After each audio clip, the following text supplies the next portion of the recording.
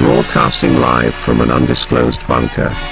Welcome to US History with your host, Professor RyanGLancaster.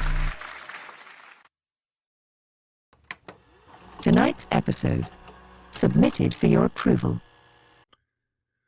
Welcome, scholars. I just want to take an opportunity to introduce myself. I am the lovely and talented Professor RyanGLancaster, and I wanted to make this short video to explain a little bit about myself and about my background in history. With me today, I have both my two robot interns, Archibald and Brunhilde, which you can just call Archie and Hildy. How's it going, fellas? I made a few bad choices to end up in this place, but at least I am getting college credit. I'm just doing this as community service. Shoplifting is no joking matter. Question 1. How many years of online teaching experience do you have? I started teaching back in 2016, and I've been teaching online ever since.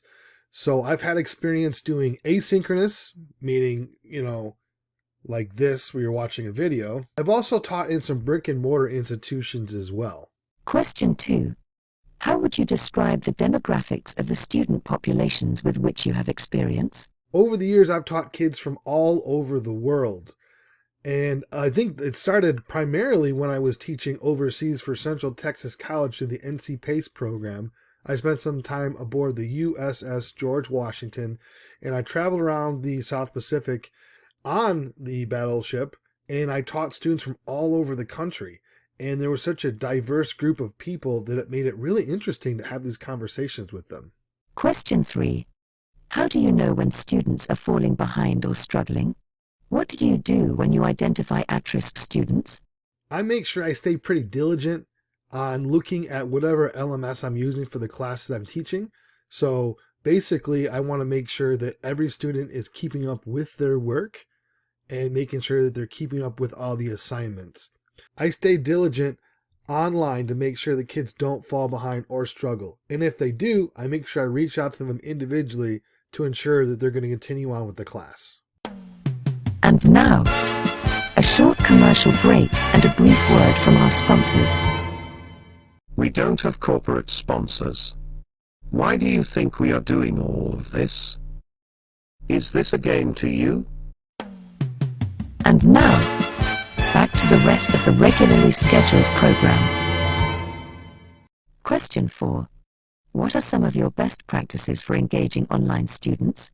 As difficult as it is to identify at-risk students during an online course, the biggest thing I would recommend for any teacher to do is what I do, is to make sure that you're reaching out constantly to kids to make sure that they don't have any questions. And they're always going to have questions, so make sure that you have an answer for them. And if you don't have an answer, make sure that you can go find it. I love to have my students engage online in activities. One of the things I've done to help with that is to create discussions that apply to their own personal lives. I like to call back present day events and connect them to the past. And that's a good way to keep people engaged because it's something relevant to them. Question 5. Which topics do you think are most important in an introductory American history course for non-majors? The world is changing, and so is history too. So it's important that if you're a non-major in American histories and you're studying that we need to pull back the history and connect it to today. So we spend a lot of things that are topical. We talk a lot about race relations in this country. We talk about labor struggles in this country and government interference sometimes that goes with that.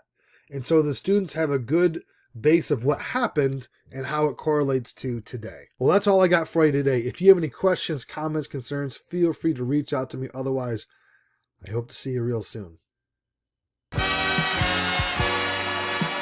Professor Lancaster is filmed in front of a captive audience.